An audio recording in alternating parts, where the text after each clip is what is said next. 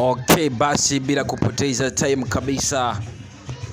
Okay, asante, tuko pamoja kabisa. Na hapa ni sauti ya DJ Emma kwenye bashiri kama kawaida. Basi leo moja kwa moja, ndugu mpenzi mtazamaji, basi leo nimekuletea somo ambalo litakupa ufafanuzi zaidi na utanielewa zaidi. Bana, leo nimetengeneza beat ya gospel. Beat hapa, beat la kwa nimetengeneza kupitia simu, ambapo nimepitia application moja hapa inaitwa FL Studio Mobile, inapatikana Play Store pale. Gospel beat niliyoitengeneza ni hii hapa, isikilize kwa makini. Tunaanza kama ifuatavyo.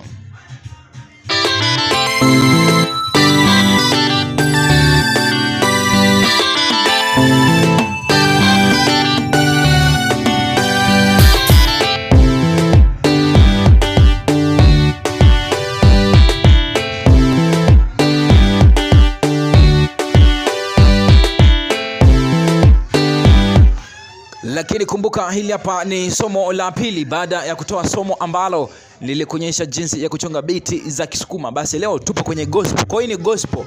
Bana, kitu pekee ambacho nilianza nacho ni hiki hapa. Hiki hapa hivi. Sikiliza hiki hapa. Kitu hiki hapa nilianza nacho kama hiki hapa, kwa sababu hiki hapa unapokuwa unakisikiliza kinakupa nini? Kinakupa kodi fulani kichwani.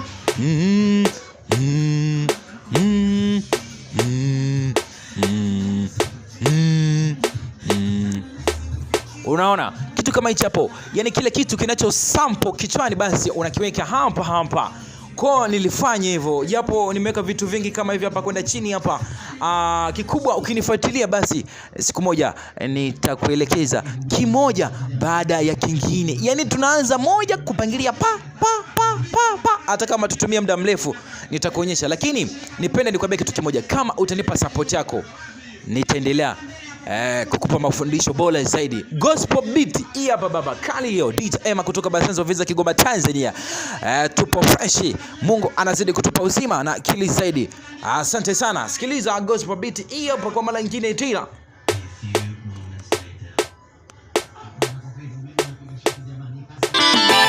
Tunaianza kabisa hapa. Sikiliza kwa makini, mwanzo hapa mwisho hapa. Hivi kitu nguvu hii hapa.